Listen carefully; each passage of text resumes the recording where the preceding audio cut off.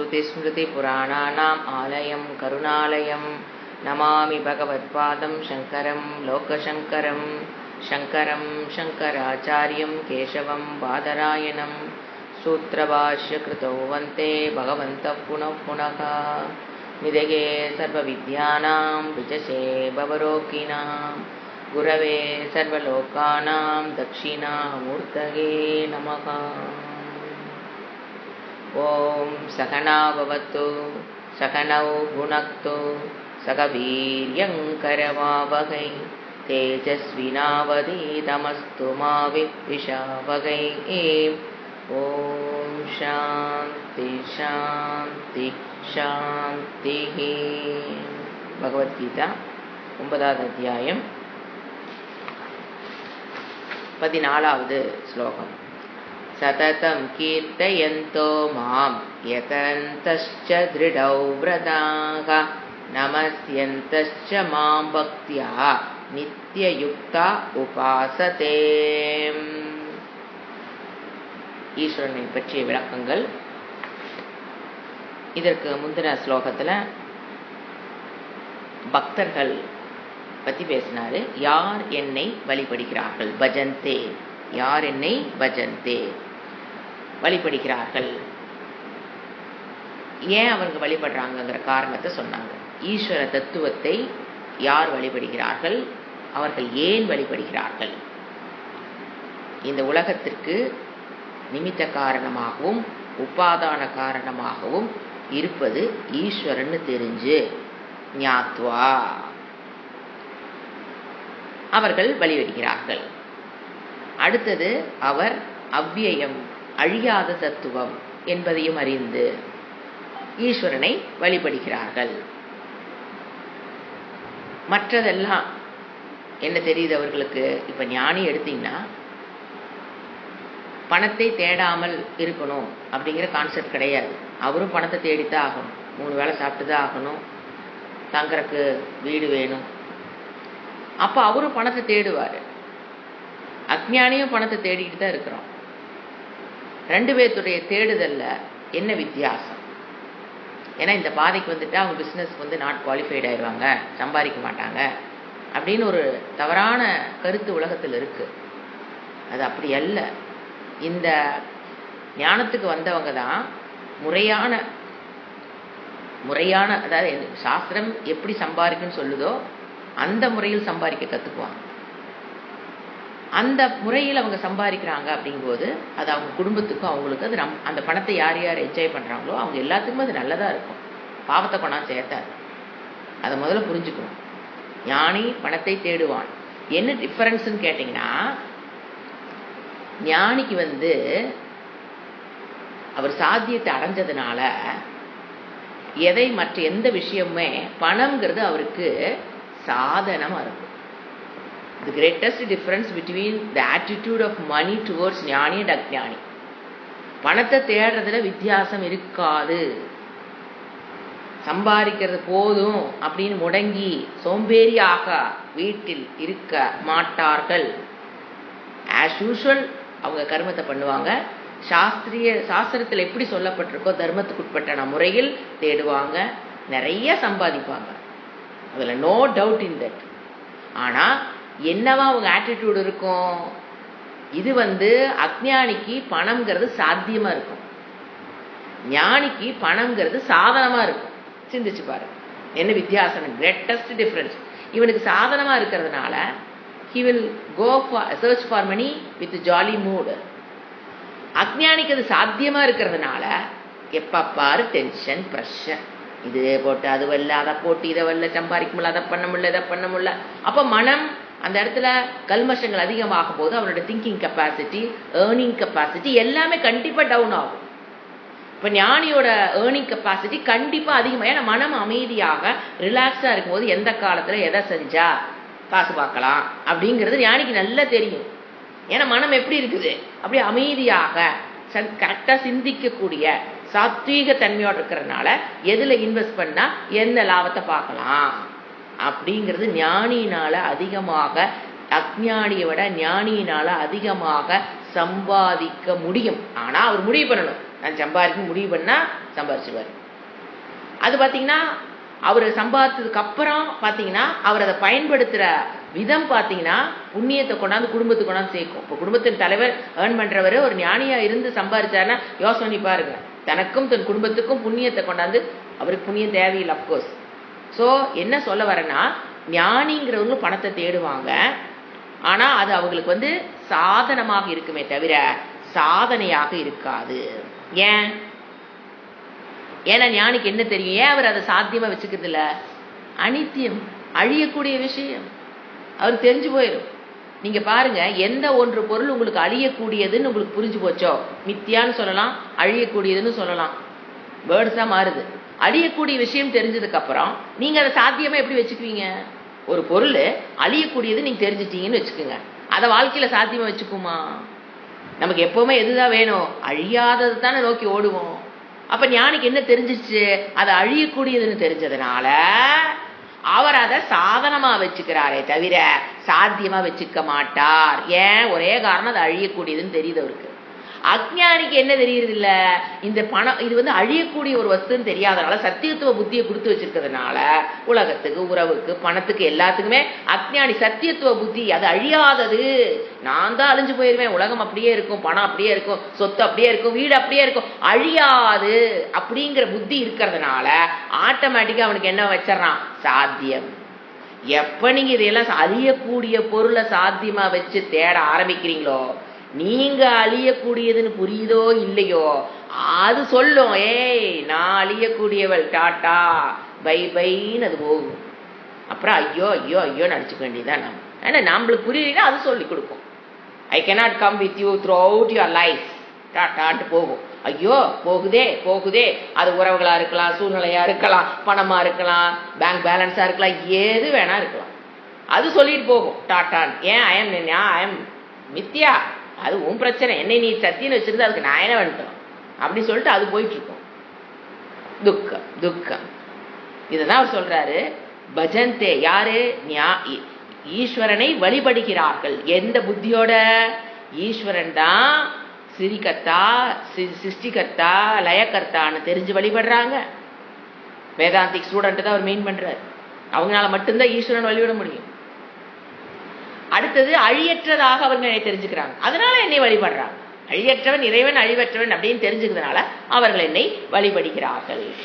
இப்ப அடுத்து இந்த கம்மிங் டு திஸ் ஸ்லோகா சததம் கீர்த்தி. இப்ப இங்க எந்த புக்ல, இந்த ஸ்லோகத்துல சாரி என்ன சொல்றாரு பாத்தீங்கன்னா, பக்தனை பத்தி பேச, ஃபர்ஸ்ட் பக்தியை பத்தி சொன்னாரு. இந்த இடத்துல பக்தனை பத்தி பக்தி பக்தி பத்தி பேசும்போது அவரு இந்த ஸ்லோகத்துல 5 வார்த்தைகளை போட்டி சொல்றாரு. அதாவது பக்தர்கள் தங்களை எப்படிப்பட்டவர்களாக வைத்துக்கொண்டு ஈஸ்வரனை வழிபடுகிறார்கள். குவாலிஃபிகேஷன் ஆஃப் பக்தக, தன்னை எப்படிப்பட்டவர்களாக வைத்துக்கொண்டு ஈஸ்வரனை வழிபடுகிறார்கள், எந்த நெறியில், எந்த முறையில் பக்தி செலுத்துகிறார்கள் அப்படிங்கிறத சொல்றார். ஃபர்ஸ்ட் வேர்டு சததம், எப்பொழுதும்.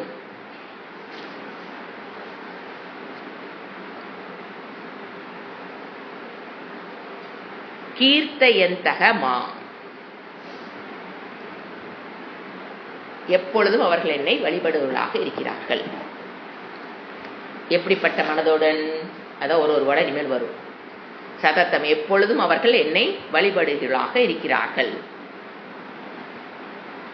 கீர்த்தயந்தக, துதிப்பவர்களாக இருக்கிறார்கள்.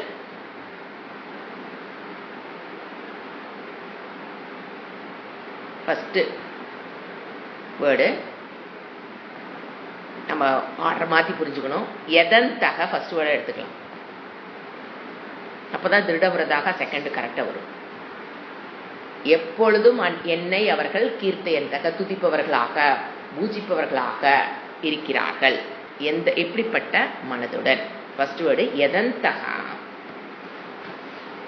முயற்சி செய்பவர்கள். எதிகின் எதந்தக, ஒரு பக்தனுடைய லட்சணத்தை சொல்றார்.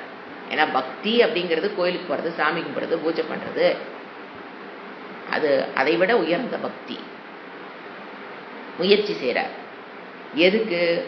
எத்தனம்னா செல்ஃப் எஃபர்ட்னு அர்த்தம். அதுதான் எதந்தகா, செல்ஃப் எஃபர்ட். யூஸ்வலாக பக்தர்கள் சோம்பேறியாக இருக்கிறத நம்ம பார்க்கலாம். ஜென்ரல் பக்தர்கள் எங்கள் கிளாஸ்க்கு இல்லையாங்க, கடவுளுங்க எனக்கு அதுக்குண்டான இறைவன் பகவான் எனக்கு அதுக்குண்டான சூழ்நிலை என்ன அமைத்து கொடுக்கல. அவருக்கு தெரியும் எப்போ கிளாஸுக்கு நான் வரணுமோ அப்போ அமைச்சு கொடுத்துருவாரு அப்படின்னு சோம்பேறியாக உட்காந்துருக்கிறவங்களே இங்கே பேசலை. வழிபடுவாங்க, சாமியெல்லாம் வழிபடுவாங்க. ஆனால் வேதாந்த வகுப்புக்கு வாங்கன்னு சொல்லும்போது அவங்க என்ன சொல்கிறாங்க, அது இறைவனாக பார்த்து எனக்கு கொடுக்கணும், எனக்கு இன்னும் டைம் வரல, என்ன மாமியாவுக்கு இன்னும் ரெஸ்பான்சிபிலிட்டி இருக்குது, மாமனாருக்கு இருக்குது, அவங்கள வேறு காரியம் இருக்குது, பையனுக்கு கல்யாணம் பண்ணணும், இந்த மாதிரி நிறையா ரெஸ்பான்சிபிலிட்டி இறைவன் இப்போ செய்யன்னு கொடுத்துருக்காரு. இப்போ கிளாஸுக்கு போகிறக்கல எனக்கு அவர் டைம் கொடுக்கல, அவரே ஒரு டைம் உருவாக்கி கொடுத்து என்னை டாட்டா காரில் ஏறி உட்கார வச்சு கிளாஸில் கொண்டாந்து உட்கார வச்சு டாட்டா பை சொல்லிட்டு போவாருன்னு வெயிட் பண்ணிட்டு இருப்பாங்க. அவங்கெல்லாம் பக்தர்கள் கிடையாது. அவங்களே ஏமாத்திக்கிறாங்க.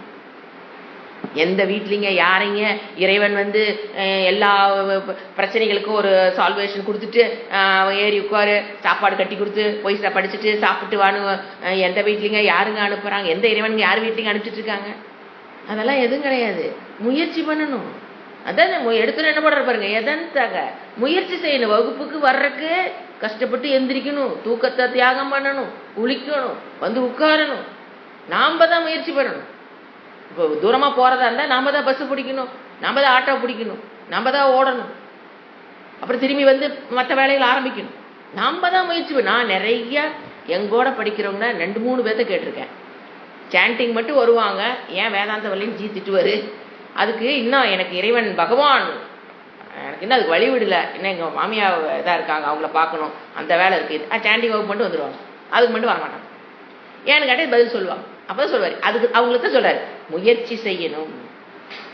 அதுவும் பாருங்க எப்படி முயற்சி பண்ணணும் அப்படின்னு பார்த்தீங்கன்னா, அதை மட்டும் வகுப்புக்கு வர்றதுக்கு முயற்சிங்கிறது ஒரு 5% முயற்சி.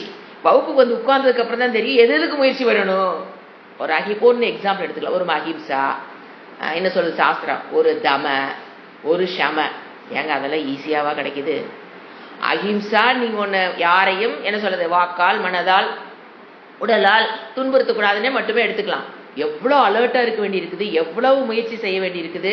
ஐயோ தெரியாமல் பேசிடுவோமா, வார்த்தையால் மற்றவங்களை புண்படுத்திடுவோமா, அதில் ஒரு நல்லதுக்காக இருந்தால் படுத்தலாம், ஐயோ நம்மளுடைய கோபத்தில் ஏதாவது வார்த்தையை விட்டுறமான்னு எவ்வளவு முயற்சி பண்ணுறோம். ஒரு சம மன அடக்கம், தமக இதுக்கு அடிக்ட் ஆகிருப்போம், அதிலிருந்து விடுபடுறதுக்கு முயற்சி செய்பவன. பக்தன்னா தன்னுடைய இருக்கிற நற்பண்புகளை வளர்த்தி கொள்வதற்கும் தங்கிடம் இருக்கிற தீய பண்புகளிலிருந்து விடுபடுவதற்கும் தவம் இருக்கிறானோ அவன் தான் பக்தன்னு இப்படி டெஃபினேஷன் கொடுக்குறாரு, கிருஷ்ணர் கொடுக்குறாரு. பிரதோஷத்துக்கு கோயில் போறவங்க பக்தங்கிற வார்த்தை வரவே இல்லை. இந்த பகவத்கீதை ஃபுல்லா வரல. தட் இஸ் இனிஷியல் பக்தி. அது அடுத்த நிலைக்கு மெருகேறணும். புராணங்கள் படிக்கணும், அதுலயே ஆயுச ஓட்டிடக்கூடாது. அந்த புராணத்தோட என்னாச்சு, புராணிக், ஐயம் புராணிக்கும்பாங்க கேட்டா. ஐயம் புராணிக்னா புராணங்கள் படிச்சு அதை சொல்றவங்களுக்கு பேரு புராணிக்கு. அந்தலயே இருந்துடக்கூடாது, அடுத்த லெவலுக்கு வரணும். ஃபர்ஸ்ட் லெவல் இருந்து அடுத்த லெவலுக்கு வரணும், முயற்சி பண்ணணும். அவன் தான் என்ன சொல்லிட்டாரு, இப்போ யார் யாரு தன்னுடைய தம சம உபரம திதிக்ஷா சத்தா சமாதானம் எல்லாத்தையும் வளர்த்தி கொள்கிறானோ அவன் என் பக்தன்கிறார். ஏன்னா நான் தானே சொல்லியிருக்கேன் இதெல்லாம் வளர்த்திக்கன்னு. முயற்சி பண்றியா, நீ தான் என் பக்தன். புரிஞ்சுங்களா? பூஜை பண்றது ஃபர்ஸ்ட் லெவல். ஆயுசுக்கு அது தவறுன்னு சொல்லல, நல்லா புரிஞ்சுக்கணும். அது தவறுங்கிறது எங்கேயும் கிடையாது. மெருகேறி வரணும். You must matured emotionally, you should get maturity of mind. அதுதான் மெயின் முயற்சி. சொல்லிட்டாங்களா? அடுத்தது அதுல எப்படி இருக்குனுங்கிறாரு அடுத்த வேலை. அதெல்லாம் மாத்தி போடுங்க. திருடவிரதாக ஒரு 2 மாசம் முயற்சி பண்ணி பார்த்தங்க, முடியலிங்க. இந்த கிளாஸ்ல ஒன்னும் தாக்கு பிடிக்க முடியலிங்க. இதை போட்டா அதை முடி, இதை பண்ணா அதை பண்ணு, இதை பண்ணு அதை பண்ணுங்கிறாங்க. ஐயோ முடியலிங்க. வேல்யூல என்ன இல்ல, உறுதி. திருடம்னா உறுதியுடன் செய்கிற முயற்சி எப்படி இருக்கணும், இடைவிடாதன் பேர். 2 மாசம் பண்றது, அப்புறம் 1 மாசம் விட்டுறது, அப்புறம் நான் ஐயோ எல்லாரும் சொல்றாங்க மறுபடியும் 1 மாசம் ஸ்பீடுக்கு வர்றது, அப்புறம் ஒரு 1 மாசம் விட்டுறது, அப்புறம் மறுபடியும் ஐயோ எல்லாரும் சொல்றாங்களே நம்ம தான் தழுவிட்டு போயிட்டு இருக்க, மறுபடியும் கிளாஸ்ல உட்கார்ந்து முயற்சி பண்ணி பாக்குறது, அகிம்சையை ஃபாலோ பண்ண ட்ரை பண்றது, அப்புறம் சோர்ந்து போய் அப்புறம் மறுபடியும். இதுக்கு பேர் திடவிரதம் இல்ல, இடைவிடாமல் எத்தனை தோல்வி வந்தாலும் இடைவிடாமல் உறுதியான மனதுடன் நான் வேல்யூவை பெற வேண்டும், நற்பண்புகளை பெற வேண்டும். குவாலிஃபிகேஷன் இறைவன் என்னென்ன சொல்றாரோ. ஏன்னா ஏன் கஷ்டம்னு சொல்றேன்னு கேட்டீங்கன்னா, இப்போ ஒரு சிலை இருக்குன்னு வச்சுக்கோங்க, ஒரு வெள்ளியில ஒரு விநாயகர் சிலை இருக்குன்னு வச்சுக்கோங்க. இப்ப நமக்கு முருகர் சிலை வேணும்னு வச்சுக்கோங்க. அது என்ன தெரியுங்களா பண்ணணும்? ஏன்னா விநாயகர் சிலைங்கிறது நம்ம ஆல்ரெடி நமக்குள்ள ஒரு கன்க்ளூஷன், ஒவ்வொரு ஒரு பிலாசபியோட வாழ்ந்துட்டு இருப்போம். ஒரு பிலாசபர் தான், everybody is a philosopher about Bhagavan, about the world, about the happenings in the world. எல்லாரும் ஒரு முடிவோட வாழ்ந்துட்டு இருக்கிறோம். அதுதான் ஒரு சிலைன்னு அர்த்தம். இதை நீங்க இன்னொரு சிலையா மாத்தணும்னா, இறைவன் சொல்ற மாதிரி மனதை மாத்தணும்னா, முதல்ல அந்த விநாயகர் சிலையை உருக்கணும். அப்ப நீங்க வச்சிருக்கிற பிலாசபிய முதல்ல என்ன பண்ணணும்? இல்லாம நெகேட் பண்ணி அது தவறுன்னு முதல்ல பண்றது பெரிய வேலை. அப்புறம் உருக்கி அப்படியே விட்டுட்டு எப்படிதான் இருக்கும், ஒரு பால் மாதிரி தான் இருக்கு மண்டை. அதுல ஒன்றும் களிமண்ணுங்கிற அந்த மாதிரி பால் மாதிரி இருக்கு, ready to make any, but not yet ready, not yet formed. ஃபார்முக்கு வராத நிலையில் நடுவில் இருப்போம். அதுக்கப்புறம் தான் மறுபடியும் என்ன ஹீட் பண்ணுவாங்க. முதல்லையும் ஹீட் பண்ணி தான் ஒரு ஸ்டேஜுக்கு வரும். மறுபடியும் தகிக்கணும். தகிக்கிறது என்ன? தபஸ். தபஸ் அது மானச தபஸ். இதெல்லாம் அப்புறம் மறுபடியும் என்ன கொண்டு வரணும்? அந்த ஷேப்புக்கு இறைவன் கொடுக்குற மென்டல் அந்த பிளாட்ஃபார்ம் ஆஃப் மைண்ட், அதுக்கு நம்ம கொண்டு வரணும். It's a very difficult process. ஆனா அவர் என்ன சொல்றாரு? முயற்சி பண்றவன் தான் என்னுடைய பக்தன். உண்மையில் அவன் தான் என்னுடைய பக்தன், உண்மையில் அவன் தான் என்னை வழிபடுகிறான். நாம என்ன நினைச்சுக்கிறோம்? இதெல்லாம் அப்புறம் பார்த்துக்கலாம், முதல்ல கோயிலுக்கு போகலாம் நாம நினைப்போம். அவர் என்ன சொல்றாரு? முதல்ல இதெல்லாம் பண்ணிட்டு கோயிலுக்கு வா. அதான் அவர் சொல்றாரு, சததமாம் கீர்த்தயந்தக.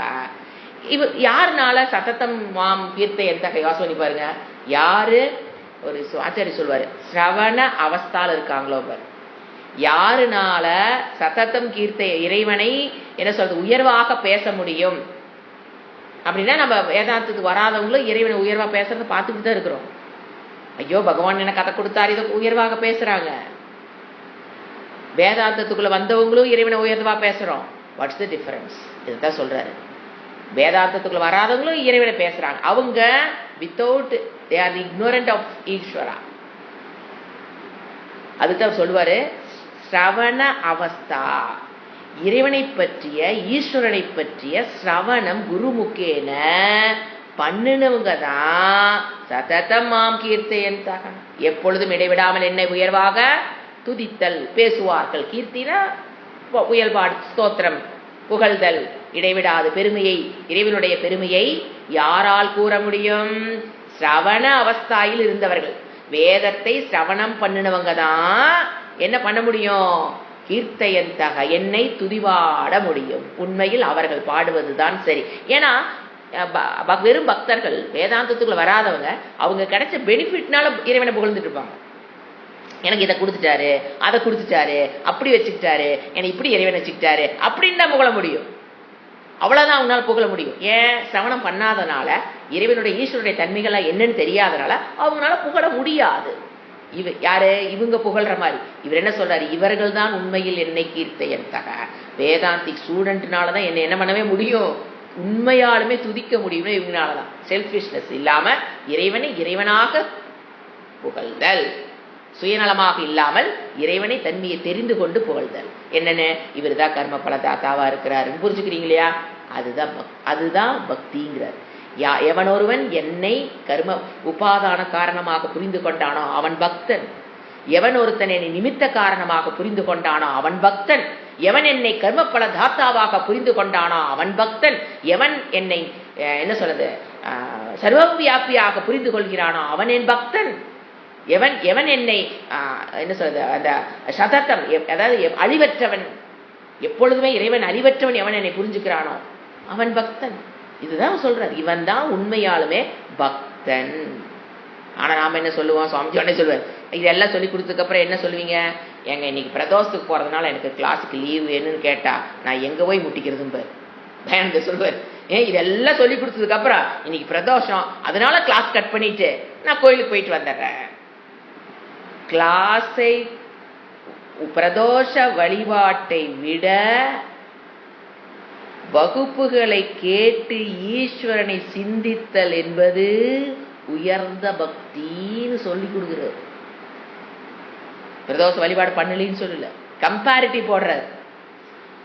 இப்போ திருக்கல்யாணம், சஷ்டி விரதம், இது இருக்கிறேன் பார்க்குறேன், அதனால கிளாஸுக்கு வரலை. ரெண்டை விட சஷ்டி விரதம் இருப்பதை விட திருக்கல்யாணத்தை அட்டன் பண்ணுறதை விட எதை கட் பண்ணிட்டு இதை விட உயர்ந்த பக்தி யாருக்கு இருக்கும்? வகுப்புக்கு வருவது, அதை தியாகம் பண்ணிட்டுக்கு வகுப்புக்கு வர்றாங்க பார்த்தீங்களா, அவங்ககிட்ட உயர்ந்த பக்தி இருக்குன்னு இறைவன் சொல்ற. நான் சொல்லல. சததம் கீர்த்தி இருந்தா நம்ம நினைச்சுக்கிறது ஓம் பவ நம நம சிவாய நமக, அந்த நம அது அல்லது இறைவனை இறைவனுடைய தன்மையை புரிந்து கொள்வது. இந்த இடம் நிறைய வேதாந்திக் ஸ்டூடெண்ட் லேக் ஆயிடுவாங்க. ஏன்னா வகுப்பை கட் பண்ணிட்டு, அது சுவாமிஜி சொல்லுவார். அதாவது இன்னைக்கு ஏன் கிளாஸுக்கு வரலைன்னா, நீ வகுப்பை கட் பண்ணிட்டு நான் பிரதோஷத்துக்கு கோயிலுக்கு போயிட்டேங்க போது your understanding is still in gate and the wall அப்படின்னு சொல்லுவார். ஸோ அதுதான் சொல்றாரு. கீர்த்தை என்றக என்னை எப்படி புரிஞ்சுக்கணும்? கர்ம பல தாத்தாவா நீ புரிஞ்சுக்கிறது ஒரு வழிபாடு, என்னை சர்வ வியாபியாக புரிந்து கொள்வது ஒரு வழிபாடுங்கிறாரு. நீ மனதில் செய்கிற வழிபாடு, இதை விட பெரிதான வழிபாடு எதுவுமே கிடையாது. ஆனா அதெல்லாம் கோயிலுக்கு போறோம், பிரதோஷம் இருக்கிறோம், கந்த சஷ்டி விரதம் இருக்கிறோம், எல்லாமே பிகினர்ஸுக்கு தேவை.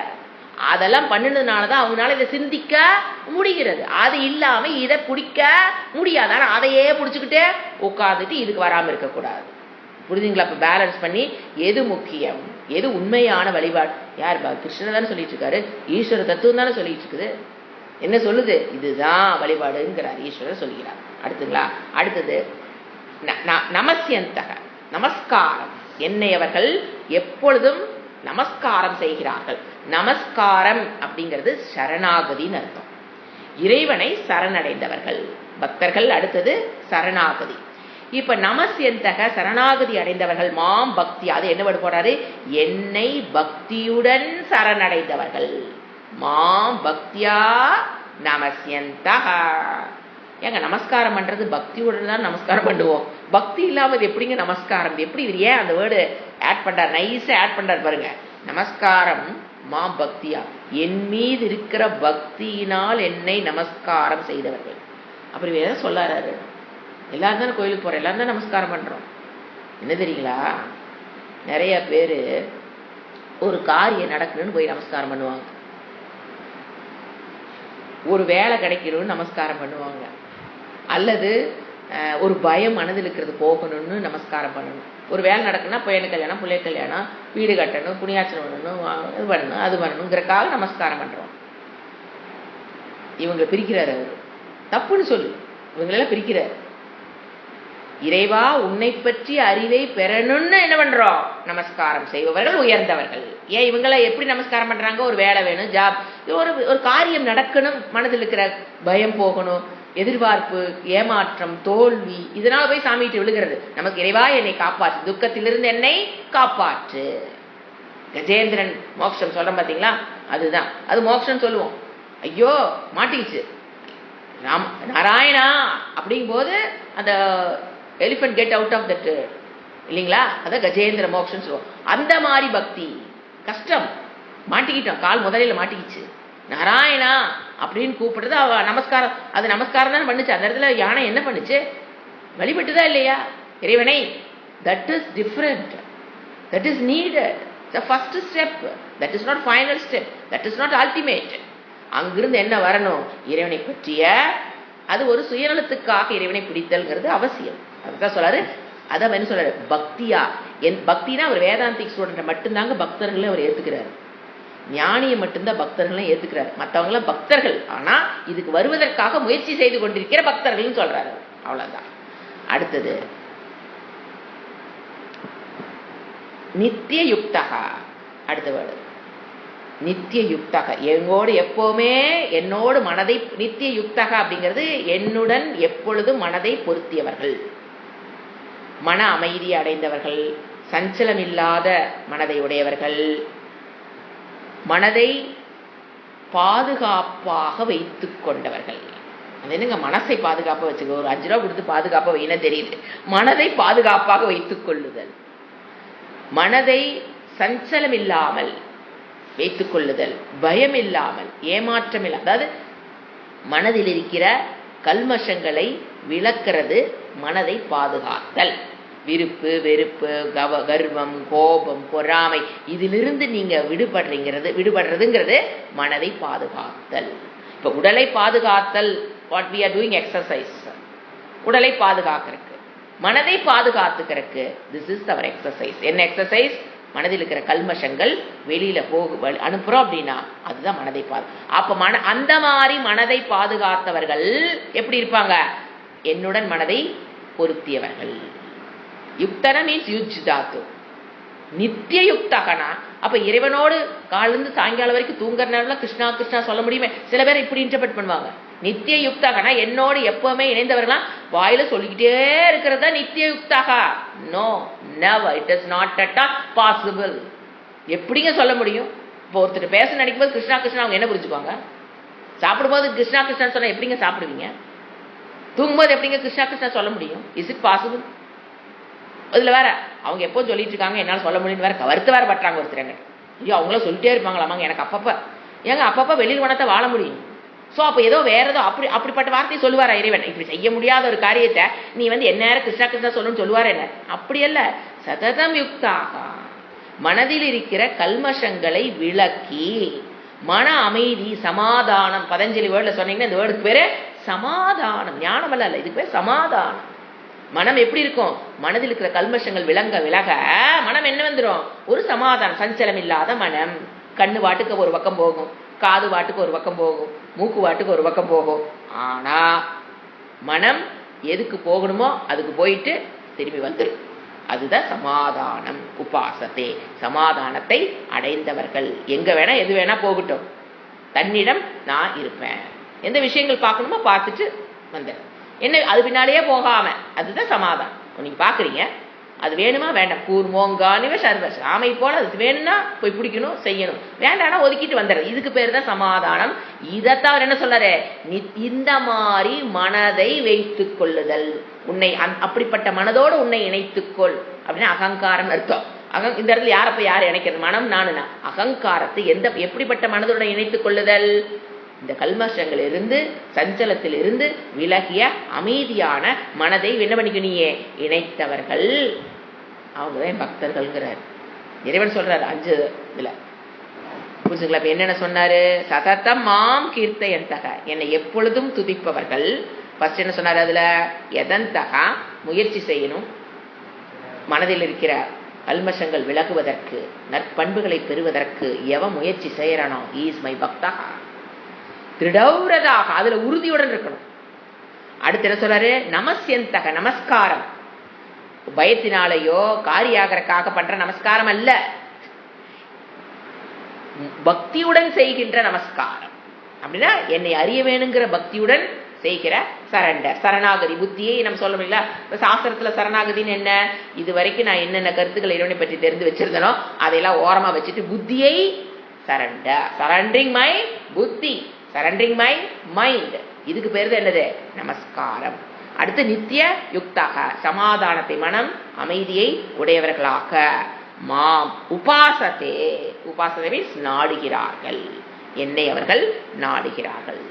உபாசம் பண்றாங்க அப்படின்னா என்னை அவர்கள் நாடுகிறார்கள். அப்படின்னா இறைவனை பற்றிய ஞானத்தை பெற வேண்டும் என்று அவர்கள் என்னை நாடுறாங்க. பாத்தீங்களா? அவங்கதான் உண்மையில் பக்தர்கள். வேற வேற வேற பக்தி பக்தர்களை பிரிக்கிறார். அதான் எப்படிப்பட்ட மனதுடன் பக்தர்கள் இருப்பார்கள் இடத்துல என்னென்ன சொல்லியிருக்காரு? 5 பாயிண்ட் சொல்லியிருக்காருன்னா 5மே வேதாந்தத்துக்குள்ள வந்தவங்களை தான் பக்தர்கள் இன்டைரக்டா சொல்ற. அவங்கதான் உண்மையில் என்னுடைய பக்தர்கள். அடுத்தது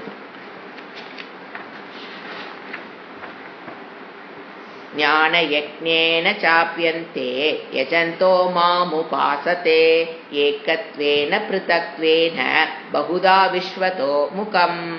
இவங்களை எப்படி வழிபடுகிறார்? எப்படிப்பட்ட மனதுடன் என்னை வழிபடுகிறார்கள் பார்த்தோம். நித்திய யுக்தக, நமஸ்காரம் பண்றவங்களாக, நித்திய யுக்தகளாக என்னுடன் இணைத்துக் கொண்டவர்கள் பார்த்தோம். அவங்கள எப்படி வழிபடுறாங்க என்னைய? ஏன்னா சாதாரண பக்தன் எப்படி வழிபாடுவானா தெரியும். கோயிலுக்கு போவோம், அபிஷேகம் கொண்டுவோம், அர்ச்சனை பண்றோம், இது வழிபாடு நமக்கு தெரியுது. இந்த நான் சொல்ற பக்தர்கள், வேதாந்திக் ஸ்டூடெண்ட்ஸ், ஹவு என்னை வழிபடுகிறார்கள்? அழகான வேர்டு ஞான யக்ஞேன. அந்யே ஒரு வேர்டு, ஃபர்ஸ்ட் வேர்டு அந்நிய இருக்கு. அந்நியனா வேறு சிலர்.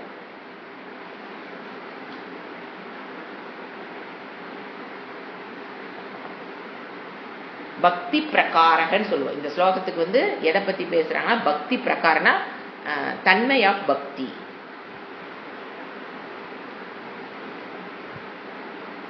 ஞான யக்னேன யஜந்தக வழிபடுகிறார்கள். ஞான யக்னேன ஞான ரூபமாக என்னை அவர்கள் வழிபடுகிறார்கள். ஞான யக்னம்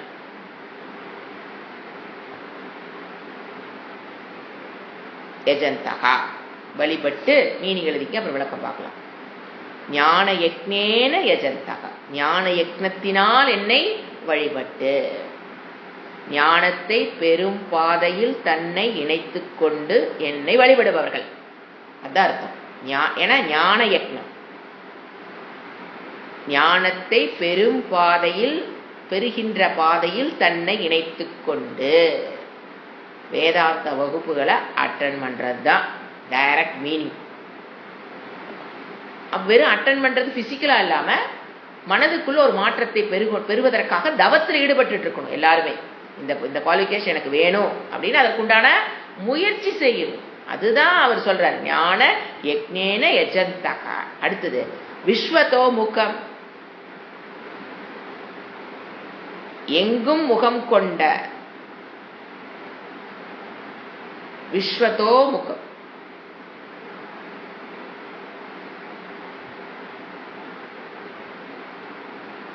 மாம்ச அபி.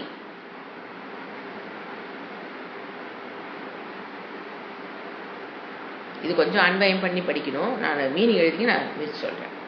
மாம்ச அபி என்னையே எப்படி வழிபடுறாங்க? ஏகத்வேன ஒன்றாகவும்,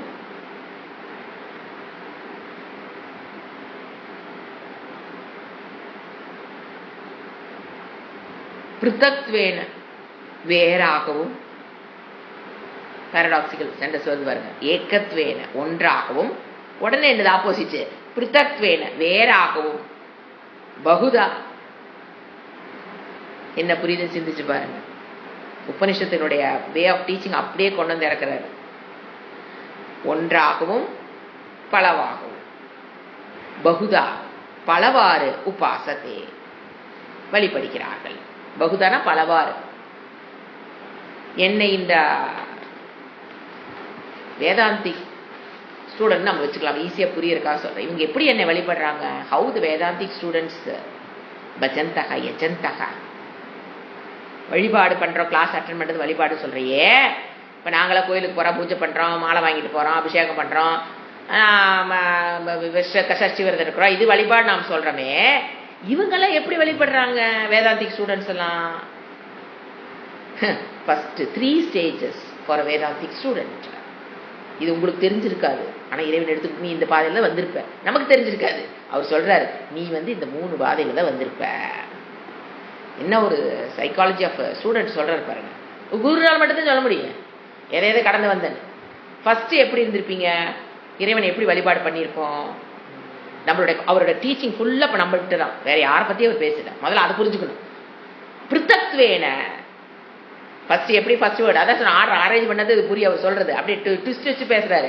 பிருத்தக்வேன பிருத்தக்வேன நாங்க வேற்றுமையுடன் வழிபட்டு இருப்போம். முருகர் வேற, விநாயகர் வேற, எல்லாரும் அப்படித்தான். முருகர் வேற, விநாயகர் வேற, இவரை கும்பிட்டா இது தருவாரு, அவரை கும்பிட்டா அது தருவாரு, அது வேற. இந்த கோயில் இருக்கிற சிவனை கூட்ட சிவனுக்கு இந்த கோயில் சக்தி அதிகம், அப்படிலாம் அப்படி கும்பிட்டவங்க தானே. அந்த கோயில் இவரை விட சக்தி அங்கதான் அதிகம், அந்த கோயில் இருக்கிற சிவனுக்கு சக்தி அதிகம். ஐயோ ஐயோ, இந்த கோயில் இருக்கிற பெருமாள் தான் திருப்பதி போனாதான் பெருமாளை, இங்க ஈரோட்டில் இருக்கிற பெருமாள் இல்லைங்களாங்க. அப்படி அங்க போனாதான் அது நம்ம கேட்டதெல்லாம் கொடுப்பார். இப்படி பிரித்து வச்சு ஒரு எல்லாரும் எப்படித்தான் பண்ணிருப்போம்? பிரித்தக்கு இது வேற, அது இந்த தேவதை வேற, அந்த தேவதை வேற, இவங்க சக்தி வேற, அந்த சக்தி வேற. இதை பெறணும்னா இந்த சக்தி, இந்த வழி, இந்த தேவதையை இத்தனை மணிக்கு இப்படித்தான் வழிபடும். ஒரு குரூப் இருக்காங்களா இல்லையா? இந்த தேவதையை வழிபடுனா இத்தனை மணிக்கு இதெல்லாம் கொடுத்து இப்படியெல்லாம் மந்திரம் சொல்லி இப்படி வழிபடும். சனீஸ்வரனா இந்த தேவதையை இதெல்லாம் கொடுத்து இந்த நேரத்தில் இப்படிதான் வழிபடும். இதற்காக அது காரணம் வேற. இதுக்கு வேணா ஐயோ இது வேணும்னா ஈஸ்வரன்ட்ட போ, சாரி யார் சனீஸ்வரன்ட்ட போ. இது வேணா நீ குருகிட்ட போ, இது வேணா நீ தட்சிணாமூர்த்திட்டு போ, இது வேணும்னா சிவன்கிட்ட போ, இது வேணா விஷ்ணுகிட்ட போ. இப்படி என்ன பண்ணிட்டோம்? அவங்களுடைய சக்தியும் பிரிச்சோம், அவங்களுடைய வழிபாட்டையும் பிரிச்சோம். அதை பிரித்தக்கு வேறு வேறாக பிரித்து நான் வேறு இறைவன் வேறு அப்படி எடுத்துக்கலாம். அது ஒரு வேறுபாடா? அதெல்லாம் என்ன பண்ணோம்? நான் வேறு இறைவன் வேறு, ஈஸ்வரன் வேறு நான் வேறு அப்படிங்கிற அறிவுடன் என்ன பண்ணோம்? அதுக்கு பேர் தான் என்னது? பிருத்தக். பிருத்தக் பிருத்தக்னா சமஸ்கிருதத்துல வேறு வேறாக தேவதைகளை வழிபட்டு கொண்டு இருந்தோம். இஷ்ட தேவதா வழிபாடு துவைத. இப்ப நம்ம லாங்குவேஜுக்கு வர இதுக்கு என்ன சொல்லுவோம்? இஷ்ட தேவதா வழிபாடுன்னு சொல்லலாம், இல்ல துவைத வழிபாடு. நாரதர் போக்குல சொன்னா இதுக்கு பேர் துவைத வழிபாடுன்னு எடுத்துக்கலாம். எல்லாமே ஒரே மீனிங் தான், வேர்டு தான் மாறுது. துவைத வழிபாடு எல்லாரும் இதுல தான் இருந்தான்.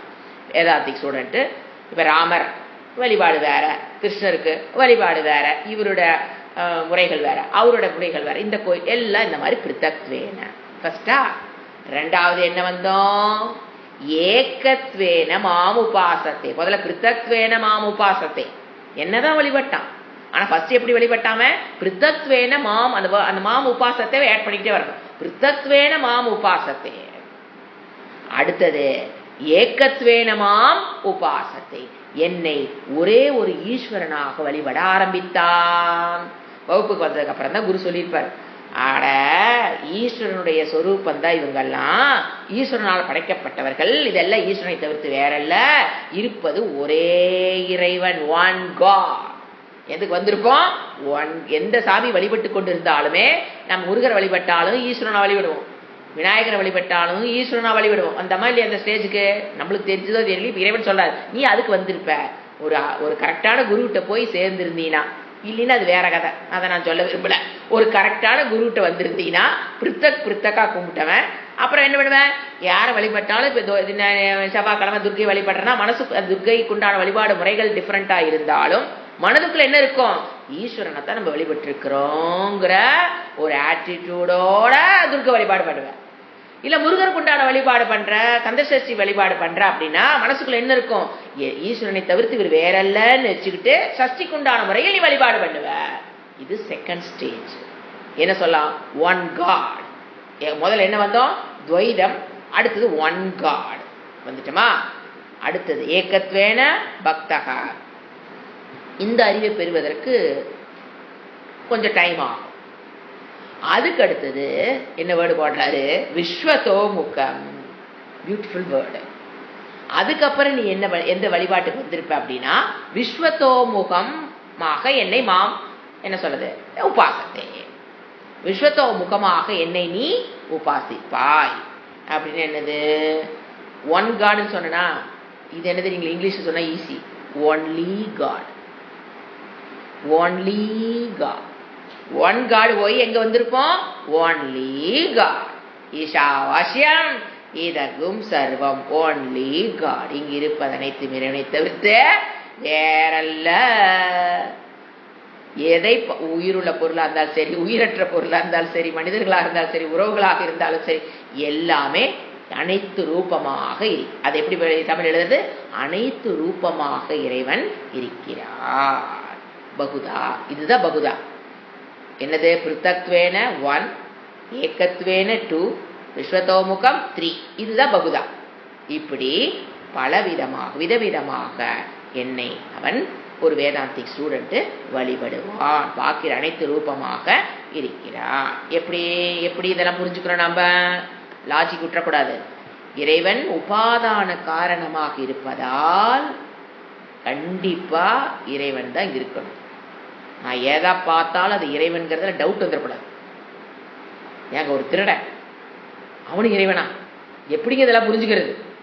ஐயோ, இறைவன் உபாதான காரணமாக அவன் மனதில் மற்றவங்க பொருளை திருடுறன்னு நினைச்சு முடிவு பண்ணிட்டு இருக்குது. ஆனாலும் அது என்னதான் நீங்க பாக்குறது? என்னதுதான்? இறைவன். ஏன் அதெல்லாம் தான் கஷ்டம். நம்ம வச்சு நம்பிக்கை துரோகம் பண்றாங்க பாத்தீங்களா? அவனை இறைவனா பாருன்னு சொல்றது ரொம்ப கஷ்டம். ஏங்க அவன் எப்படிங்க இறைவன் ஆவான்? நீங்க நல்லவங்களை சொல்லுங்க, அவங்க இறைவன் என்னால ஏத்துக்க முடியுது. இந்த கழுதியெல்லாம் நான் எப்படி இறைவனை ஏத்துக்கிறது? எல்லாத்துக்கும் கெடுதல் பண்ணிட்டு இருக்குது. வாழ்நாள் ஃபுல்லா மற்றவங்களுக்கு கெடுதல் பண்றதையே கொள்கையை வச்சு பண்ணிட்டு இருக்குது. இந்த டிக்கெட் நான் எப்படிங்க இறைவனாக பார்த்தேன்?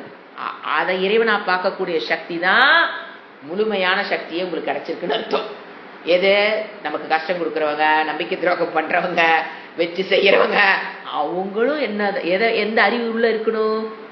உபாதான காரணமாக. என்ன சொல்லிட்டாரு இறைவன்? நிமித்த காரணா இன்டெலிஜென்ட் காசு, மெட்டீரியல் காசு நான் தான்.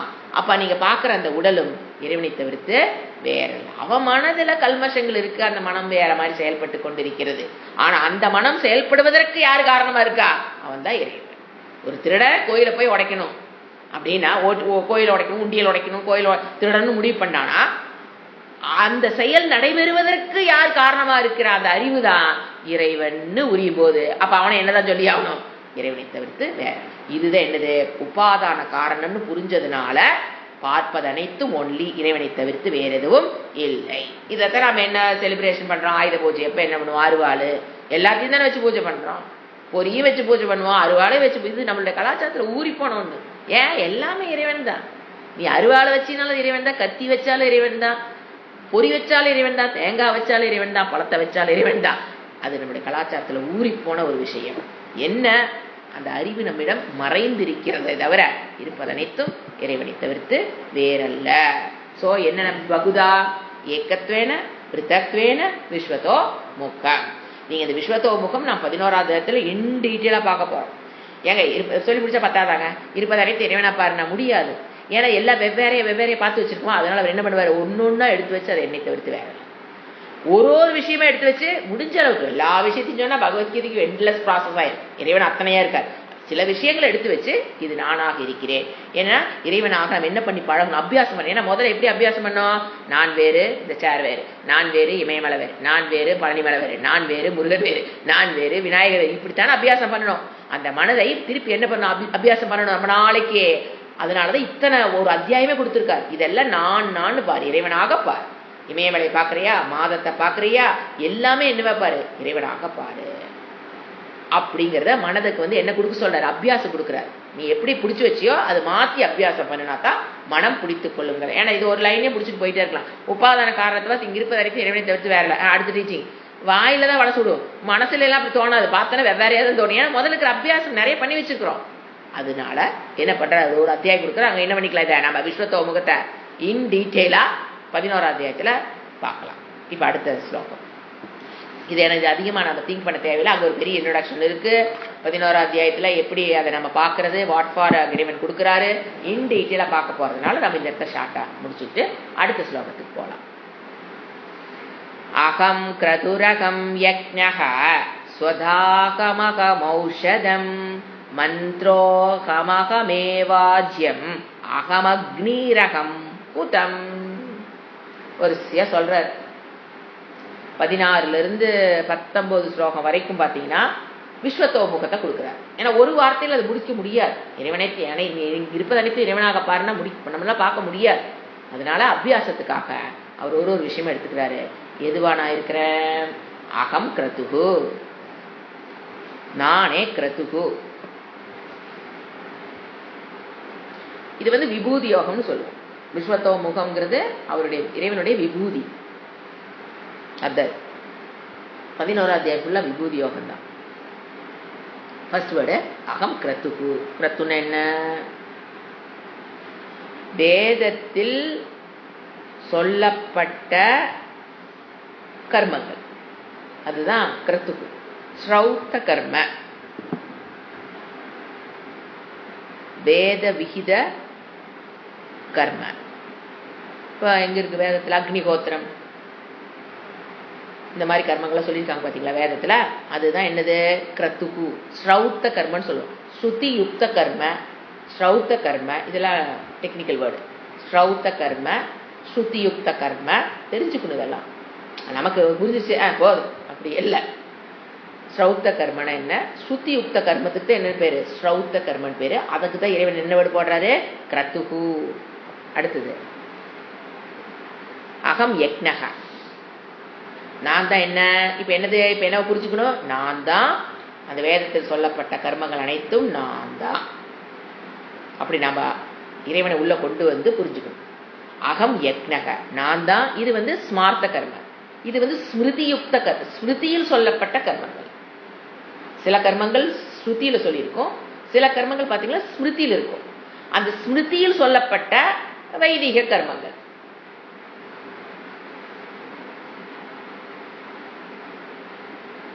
அதுக்கு பேர் யக்னம்னு பேர்.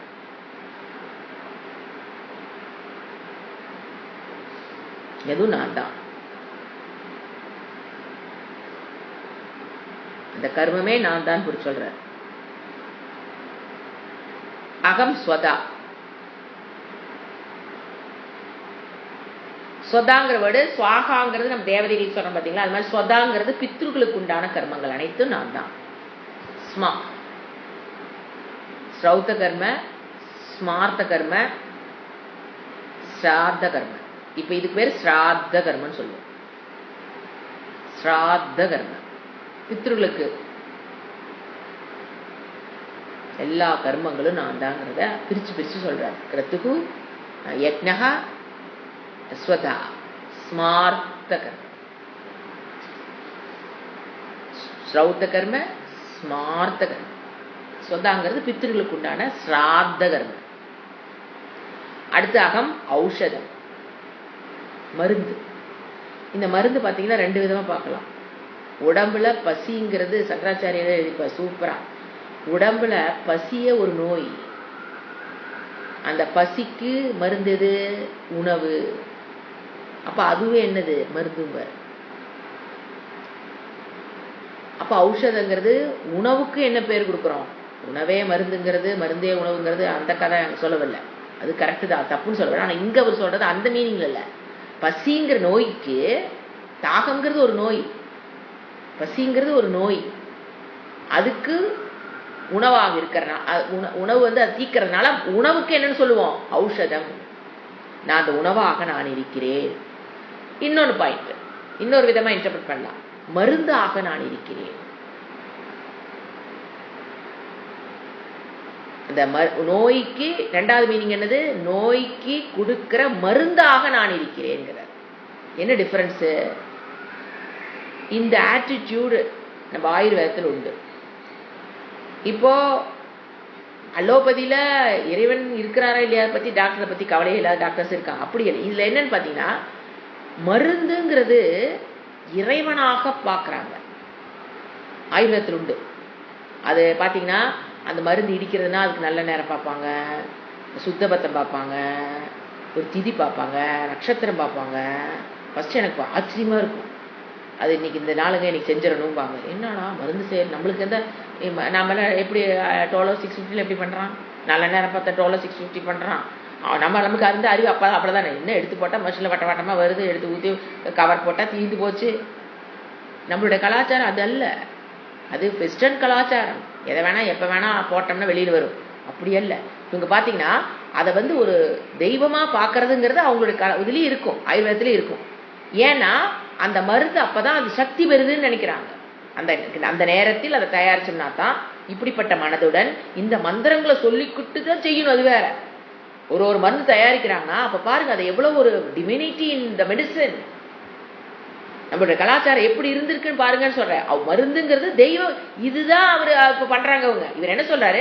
ஔஷதம் நான் தான், மருந்து நான் தான். அப்ப மருந்து தயாரிக்கும் போது மருந்தே நானும் போது இறைவனாக மருந்தை பார்த்தல்ங்கிறதுங்க மெடிசன் லைன்ல ரொம்ப முக்கியம். ஏன்னா அந்த நம்பிக்கை தான் முதல்ல குணத்தை நோய் குணமாக்குறதே.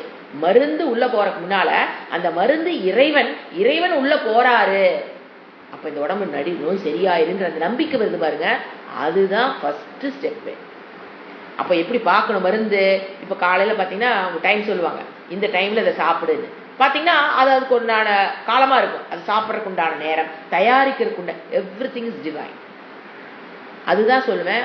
ஆஸ்பத்திரியில போய் நீங்க ஹாஸ்பிட்டல்ல போய் உட்கார்ந்துருக்கீங்க, உடம்பு சரியில்லை, நீங்க டாக்டர் ரூமுக்குள்ள போறதுக்கு முன்னால கண்ட நாயம் டிவிய பேசக்கூடாது. இறைவனுடைய நாமத்துல ஜெபிச்சுட்டு இருக்கணும். அப்பதான் உங்களுக்கு அந்த கரெக்டான வைத்தியத்தை கண்டுபிடிக்கிற சக்தியா டாக்டருக்கு கிடைக்கும்.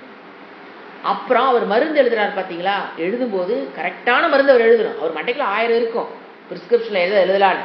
நமக்கு இந்த மருந்துக்கு இந்த நோய்க்கு இந்த மருந்து எழுதுறாரு பாருங்க, it plays a very important role. அப்ப அவருடைய சூக்ஷ்மம் அவ்வளவு வேலை செய்யணும். அப்ப நாம எப்படி இருக்கணும்? அமைதியாக இருந்து ஃபர்ஸ்ட் அமைதியா இருக்கணும். டாக்டரை ஏத்து இந்த நெட்டை படிச்சுட்டு 4 கேள்வி 4 தெரிஞ்சு வச்சுக்கிறது. அங்க போய் ஏங்க இதுக்கு நான் அதை சாப்பிட்டுட்டு இருக்கேன், அதுக்கு அவரை கடவுளா பாதிக்கணும். ஔஷதம் கொடுக்கிறவருக்கு ஔஷதமே இறைவனாமா. அப்ப ஔஷதம் கொடுக்கிறவர் என்ன? பாகிஸ்தான்காரனா. அவரே இறைவனா பார்க்க தெரியணும். அதுதான் உண்மையான நோய் நீர் தீர்வதற்கு உண்டான இந்த ஆட்டிடியூடுங்கிறது இப்ப சுத்தமா போயிருச்சுன்னு சொல்ல வரேன். அவரை ஒரு வைத்தியரை வைத்தீஸ்வரர், அவரு நமக்கு முன்னால் நிக்கிறவரே வைத்தீஸ்வரன். அவரு கொடுக்கிற மருந்து என்னதான்? ஔஷதம். அதுவும் இறைவன்கிறாரு. இந்த வேர்டு போட்டாரு, அகம் ஔஷதம். அது நீ உணவா எடுத்துக்கிட்டாலும் சரி, மருந்து எடுத்துட்டாலும் நான் தான் மருந்தா. அப்ப எப்படி அவரை வாங்கணும், எப்படி அதை சாப்பிடணும், எல்லாமே உங்களுக்கு தெரிஞ்சு போய். The attitude is very important. வாங்கினமா அப்படியே அதெல்லாம் பாருங்க, அந்த காலத்துல பாடம் போடுறவாங்க, மந்திரத்தை சொல்லிக்கிட்டே போடுவாங்க. நம்ம கலாச்சாரத்துல அதெல்லாம் இருந்ததுங்க. வேப்பந்தலை தான் கையில வச்சிருப்பாங்க. அவங்க சொல்ற மந்திரம் பாம்பு கடியெல்லாம் விஷமெல்லாம் இறங்குச்சுல்ல, ஜஸ்ட் பை சொல்றது. அப்புறம் அந்த சுளுக்கு இருக்கிறது எல்லாம் பாருங்க, ஒரு ப்ரே பண்ணுவாங்க. ப்ரேயர் இல்லாம அந்த காலத்துல பாட்டி வைத்தியம் கிடையவே கிடையாது. இந்த காலத்துல இறைவன்கிறது கடைசி சாவ போற காலத்துல எனக்கு நான் எல்லாம் செஞ்சுட்டுங்க, இனி இறைவன் வேண்டிக்கிறேன். அப்பதான் இறைவனே ஞாபகம் வராரு டாக்டருக்கு. அது வரைக்கும் இறைவன் வரமாட்டாரு. கடைசி காலத்துல நீ உழைப்பானா செப்ப நீ வேண்டிங்க, எல்லாம் எங்களுக்கானதை செஞ்சுட்டோம், இனி கடவுள் பார்த்து உண்டா எப்ப அப்பதானே இறைவன் வராரா? அப்ப நீ ஃபர்ஸ்ட் இருந்து பண்ணிட்டு இருந்தி, அப்பெல்லாம் யாரு இருக்கா? எல்லாமே இறைவனோட செயல். இது நம்ம கத்துக்கிட்டு வீட்டுக்கு உங்களுக்கு நம்ம இது சொல்லி கொடுக்கணும். உடம்பு சரினா ஐயோ ஐயோ ஐயோ ஐயோன்னு பதறக்கூடாது. இறைவா இறைவா இறைவா இறைவா இறைவா இறைவா. உங்களுக்கு இறைவான்னு சொல்ல முடியல. யூஸ்வலா பாத்தீங்கன்னா அதுக்குதான் எங்க அம்மாயி பாட்டெல்லாம் சொல்லுவாங்க. உடனே அவங்க குலதெய்வத்தை வேண்டுவாங்க. டக்குன்னு அவங்க வாயில வரும், அங்கால பரமேஸ்வரி தாயே காப்பாத்திடு. அங்கதான் ஆரம்பிக்கணும் மருந்து வைத்தியம், அங்கதான் ஆரம்பிக்குதுன்னு சொல்றேன். அங்கால பரமேஸ்வரி தாயே, ஏன்னா எங்க குலதெய்வம் தான் இருக்கணும், டக்குன்னு அதுதான் வரும். முருகர் விநாயகர் வரதை விட குலதெய்வத்தை வேண்டிட்டு தான் பாடம் போடுவாங்க. எதா இருந்தாலும் அந்த, ஏன்னா அந்த தெய்வம் நமக்கு உதவி பண்றதுக்காக சூக்ஷமா என்ன இருக்குது.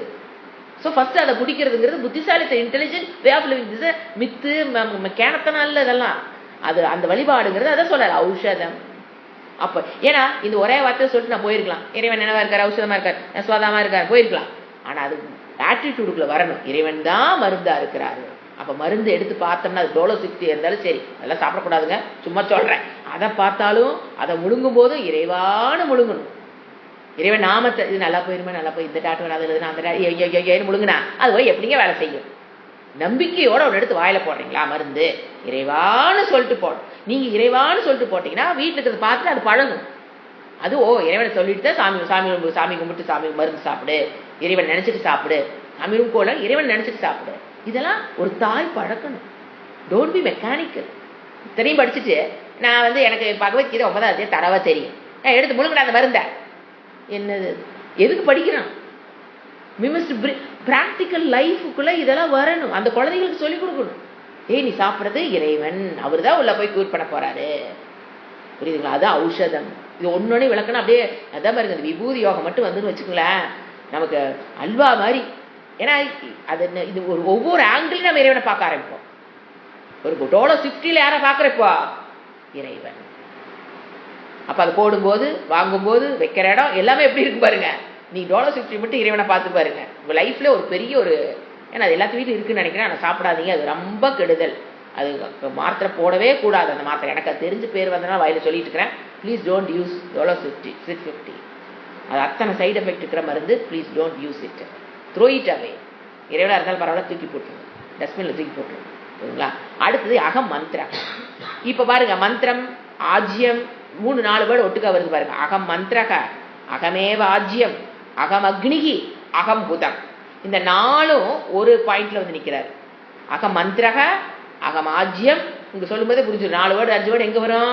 அகம் மந்திரக, அகம் ஆஜ்யம், அகம் அக்னிகி, அகம் புதம். எங்க வரும்? ஹோமம். ஒரு ஹோமத்துல என்னென்ன இன்வால்வ் ஆகுது? மந்திர ஐயர் சொல்றாரா, அது நான் தாங்கிறாரு. நீ சொல்லிக்கலாம், ஆனா அது நான். ஆஜ்யம்னா என்னது? அதுல விடுற நெய். அக்னினா அங்க வளர்த்த படிக்கிற நெருப்பு. குதம் அங்கு விடுகிற மற்ற பொருள்கள், ஹவிஸ்.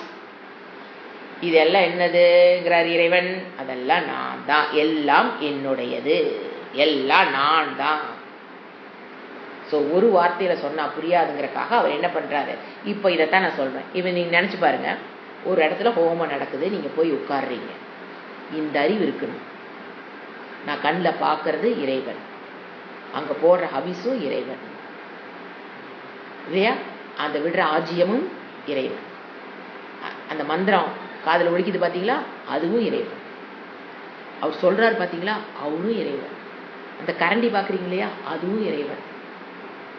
எப்படிங்க பேச்சு வரும்? நம்ம முன்னால் ஒரு இறைவனை வச்சுக்கிட்டு வீட்டுக்கு கெஸ்ட் வந்ததுக்கு அப்புறம் சோஃபாவில் உட்கார வச்சுட்டு நீங்கள் போய் சாப்பிடுவீங்களா என்ன? நீங்கள் போய் இன்னொருத்தர் பேசிட்டு இருப்பீங்களா என்ன? நீங்கள் உட்காருங்க நான் வரேன்ட்டு நம்ம போயிடுவோமா என்ன? ஒரு மனிதன் வீட்டுக்கு வரும்போதே அவமரியாதை செய்யக்கூடாதுங்கிற அறிவு நமக்கு இத்தனை இருக்குதே. சாதாரண ஹியூமன் பீயிங் வீட்டுக்கு வந்தால் நம்ம எப்படி இருக்கோம்? வீடே அலர்ட் ஆயிடும். அவங்க போகிற வரைக்கும் தண்ணி சாப்பிட்றீங்களா, ஜூஸ் குடிக்கிறீங்க, எவ்வளோ ஹியூமனிட்டி. அதுதான் விருந்தோம்பல் வீட்டுக்கு வந்தவங்களுக்கு. அதுதான் நானும் சொல்கிறேன். இப்போ தெரிஞ்சவங்க ரோட்டில் போகிறாங்க, என்ன பண்ணுவீங்க? இப்படின்னு போவீங்களா? இல்லை அவங்கள பார்த்து பக்கத்துக்கிட்ட பேசுவீங்களா? என்ன பண்ணுவோம்? அவங்களுக்கு உண்டான மாதிரியே வாங்க நமஸ்காரம் நல்லா இருக்கீங்களா, அப்புறம் மறுபடியும் கண்டினியூ பண்ணுவோம். இப்போ 2 பேர் பேசியிருக்கீங்க, இன்னொருத்தர் வராரு, தெரிஞ்சவங்க வராங்க அப்படின்னு பார்த்துட்டு விட்டு பேசியிருப்போமா?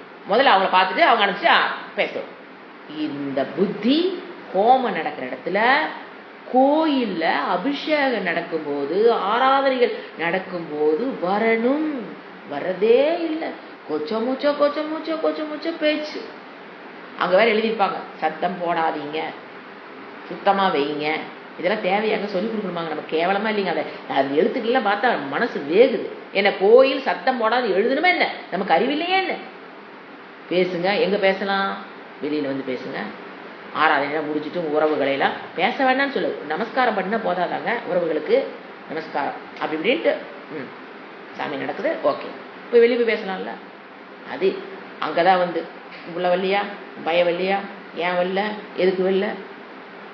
கோயிலுக்கு வந்துட்டு ஏன் நீ மட்டும் வந்த, ஏன் அவங்கள எங்கே போயிருக்காங்க, வீட்டுக்கார நல்லா இருக்காரா, நல்லா விசாரிக்கிறாங்க எங்கள் கோயில்.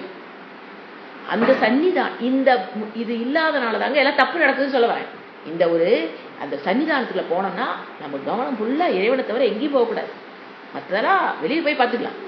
ஒரு ஹோமம் நடக்குதா பழகிக்குங்க. அட்லீஸ்ட் நீங்கள் இருந்தீங்கன்னா தான். எனக்கு என்னன்னா, நீங்கள் இந்த மாதிரி இருந்தீங்கன்னா கூட வர்றதுக்கும் பழகும். ஓ இறைவன் இருக்காருங்கிறது பழகும். அங்கே போய் தான் ஏய் சாமி கும்பிடு பாரு, குழந்தையா இருந்தாலும் அப்படின்னு நின்றுக்கணும். அங்கே போய் நொய் நொய் நொயின்னு குழந்தைகிட்ட நான் சொல்லி கொடுக்குறாங்க, பேசக்கூடாது. அப்போ என்ன இல்லை, இறைவன் இருக்கும்போது இப்போ வீட்டுக்கு வந்தால் அதுதான். நீங்கள் வீட்டுக்கு வரும்போது நீங்கள் உள்ளே போய் ஒரு வேலை செய்யக்கூடிய தத்தி தானே, அப்புறம் இங்கேயும் தத்தி தான். ஏன் சில பேர் அப்படி இருப்பாங்க, வீட்டுக்கு ஒருத்தர் வந்திருப்பாங்க, யாருக்கோ வந்திருக்காங்க, வீட்டுக்கு யாரோ வந்திருக்காங்க. நம்ம வீடு, நாம் வாழ்கிற வீடு. இப்போ என் பையனுக்காக ஒருத்தர் வந்திருக்கலாம்னு வச்சுக்கங்களேன். அவனுக்காக வந்திருக்காங்க, நமக்கு அவங்களுக்கு சம்மந்தம் இல்லை, நம்ம வேலை பார்ப்போம். இந்த தத்தி மண்டைக்கெல்லாம் அப்புறம் நாம் எதையும் சொல்லி கொடுத்தாலும் புரிய போகிறதில்ல. ஒரு வீட்டுக்கு வர்றாங்கன்னா நம்ம வீட்டுக்கு வர்றவங்க யாருக்காக வந்தாலும் அது நம்ம விருந்தினர். நமக்கு 1000 வேலை எப்பவுமே இருக்கும். ஆனால் பையனுக்காக வந்தாலும் சரி, கணவனுக்காக வந்தாலும், யார் வந்தாலும் வர்றது யாரு? அதித்தி தேவோ பவ. எல்லாம் படிச்சிருவோம், நல்லா ஸ்டாண்ட் பண்ணிடுவோம். ஆனால் அதித்தி வந்தால் நாம் நம்ம வேலையை பார்க்க போயிடுவோம். அப்போ வேலை இருக்குது அப்படின்னா வந்து ஒரு நமஸ்காரம் பண்ணிட்டு, பெரியவங்களா இருந்தால் ஒரு நமஸ்காரம் விழுந்து கால் விழுந்து நமஸ்காரம் பண்ணிட்டு, எனக்கு இந்த வேலை இருக்குங்க நான் போகிறேன்னு சொல்லிட்டு போயிட்டு, யாருக்காக வந்தாலும் அவங்க பேசிட்டு இருக்கோம். பையனுக்காக ஒருத்தர் வராங்கன்னா இது வரப்பா தண்ணி சாப்பிட்டு நல்லா இருக்கியா கேட்டுட்டு வரப்ப எனக்குள்ள வேலை இருக்கு. அப்போ அவன் மனசுக்குழு எட்டியே வாக்காம இருந்தா அவன் அதித்தி தேவோ. எதுக்கு படிக்கிற அழகா தைத்திரி ஜாயின் பண்ணிடுவான். என்னென்ன ஸ்ரத்தையா தேயம் அஸ்ரத்தையா தேயம் எதுக்குன்னு கேட்கறேன். சாண்டிங் பண்றதுல அது பண்றோம், அதுல பெருமைப்பட்டுக்காதீங்கன்னு சொல்ல வர. அது சாண்டிங்னால எந்த பெருமையும் கிடையாது. அது இருக்கிற விஷயங்கள் நம்ம ஃபாலோ பண்றோமா, தட் இஸ் வெரி இம்பார்ட்டன்ட். அதான் சொல்றாரு, எல்லாம் என்னையா பாரு நீ. இது அதித்தி தேவன் வேற முதலே சொல்லிட்டாரு, வீட்டுக்கு வர விருந்தாள். அப்போ இறைவனோட சன்னிதானம். நீங்க நம்ம போனோம் இல்லைங்களா காவிரி தேவதா, we are doing a prayer, we are எழுந்தருள செஞ்சுட்டோம், பேசலாமா? அவமரியாதை இல்லையா? அதெல்லாம் நீங்க மந்திரம் படிக்கலாம். அவர் காவிரி தாயோட ரிலேட் ஆனது ஏதோ ஒன்று பண்ணிட்டு தான் இருக்கு. காவிரி தாய் வந்துட்டாங்க சும்மா பண்ணிக்க. நம்ம காவிரி தாய்க்கு உண்டான வழிபாடுகள் போயிட்டு இருக்கும் போது இது என்ன பண்றது, அதை என்ன பண்றது, அதை வைக்கலாமா, இங்க வைக்கலாமா, அதை வைக்கலாமா, இங்க வைக்கலாம் பேசக்கூடாது. ஏன்னா அங்க எழுந்துள்ளாச்சு. தியாயாமி ஆவாகயாமி ஆசனம் சமர்ப்பயாமி வஸ்திரம் சமர்ப்பயாமின்னு கொடுத்துட்டு இருக்கிறோம். அப்ப கவனம் ஃபுல்லா யாருட்டு இருக்கணும்? காவிரி.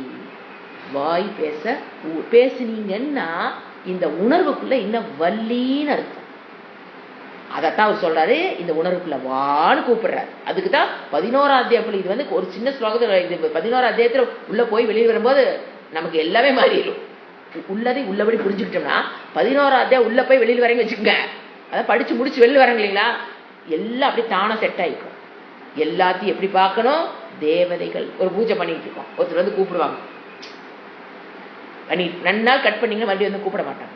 ஓ பூஜை பண்ணா கூப்பிட்டா திட்டுவா, பழக்கணும். அப்படியே நிறுத்திட்டு என்னங்க என்ன பண்ணணும், 2 நாள் சொல்லுங்க, 3ஆவது நாள் அவங்களே பூஜை ஆகுது வரமாட்டாங்க. நீங்க என்ன பண்றீங்க, பூஜை பண்ண கேள்விக்கு பதில் சொல்லிட்டு இருந்தா அவங்க என்ன தெரியும், பூஜை பண்ணும்போது கேட்டா பதில் சொல்லுவாட்டு கேட்டுக்கிட்டே இருக்க வேண்டியதா, நான் பதில் சொல்லிட்டே இருக்க வேண்டியதான். அப்படி அல்ல, பழக்குங்கிற. நான் சாண்டிங் பண்ணிட்டு இருக்கிறானா 2 தடவை இப்படி பண்ணீங்கன்னா சாண்ட் பண்ணும்போது கிட்ட வர மாட்டாங்க. நீங்க சாண்டிங் நிறுத்திட்டு, அன்னைக்கு கோயிலுக்கு சொன்ன பார்த்தீங்களா, இது சாண்டிங் நிறுத்திட்டு வா, அப்படிலாம் நிறுத்தக்கூடாது. ஒன்று ஆரம்பிச்சா முடிச்சிடணும். அப்போ நடுவில் வந்தாங்கன்னா கை காமிச்சு நீங்கள் சாண்ட் பண்ணா அவங்க 2 தடவை புரிஞ்சுக்குவாங்க, குழந்தைங்க புரிஞ்சுக்குவோம். ஓ அம்மா சாண்ட் பண்றாங்க, நம்ம வந்து நடுவில் வந்து டிஸ்டர்ப் பண்ணக்கூடாது. இதையெல்லாம் நாம பழக்கணும். அதுக்கு என்ன தெரியணும், நமக்கு அறிவு இருக்கணுமே, உணர்வு இருக்கணுமே. நம்ம படிச்சுட்டு இருக்கிறது இறைவன் அந்த இடத்துல. ஏன்னா நீங்க ருத்ர சாண்ட் பண்ணீங்கன்னா ருத்ர தேவன் வில் ஹியர் யூ. உங்களுடைய இதை வந்து கேட்டுட்டு இருக்கிறாரு, சூக்ஷ்மமா கண்ணுக்கு தெரியாது, அவரு கேட்டுட்டு இருப்பாரு. அவரை வர வச்சு ருத்ர சொல்ல ஆரம்பிச்சு கேளுங்க சாமின்னு சொல்லிட்டு நடுவில் எப்படிங்க கட் பண்ணிட்டு நீ எழுந்திரிச்சு வா எழுந்துச்சு வா, எப்படி போறது, அவருக்கு தெரியாம இருக்கலாம். அதனால அவருக்கு கண்டபடி திட்டுவார இருக்கலாம். நாம என்ன பண்ணக்கூடாது, நீ திட்டுறது திட்டையா, நாங்க எங்க இந்த தேவதை எழுந்ததை செஞ்சுட்டோம். அது யாரு, விஸ்வநாதர் முன்னால உட்காந்துருக்காரு, அவருக்கு முன்னால உட்காந்து ருத்ர ஆரம்பிச்சு நடுவுல அவரு வான்னு கூப்பிடுறாரு. என்ன ஆனாலும் சரி, அவர் என்ன திட்டினாலும் சரி, நாங்க எழுந்திரிச்சே போகலையே, அது அவருக்கு தெரியாம கூட பண்ணலாம். ஐயர் சொன்னாங்க ஓட முடியுமா என்ன, விஸ்வநாதரை விட்டுட்டு நம்ம ஓட முடியுமா என்ன, வந்து அது அபிஷேகம் ஆரம்பிச்சு அவர் ஆராதனை அழகா உட்கார்ந்துருக்காரு விஸ்வநாதர். எப்படி எழுந்துச்சு நம்ம அங்க போறது, புரியுதுங்களா, ஏன் வேண்டான்னு சொன்னேன்னு. அவருக்கு தெரியாம இருக்கலாம், கூப்பிடலாம் வான்னு. ஏன்னா எல்லாம் தெரிஞ்சவங்க நம்ம நினைச்ச கூடாது. ஐயரே கூப்பிட்டாரு இவங்க வர வேண்டியதானே, ஐயர் கூப்பிட்டா என்ன, விஸ்வநாதர் முன்னால உட்காந்துட்டுமே ஆரம்பிச்சுட்டுமே நடுவுல.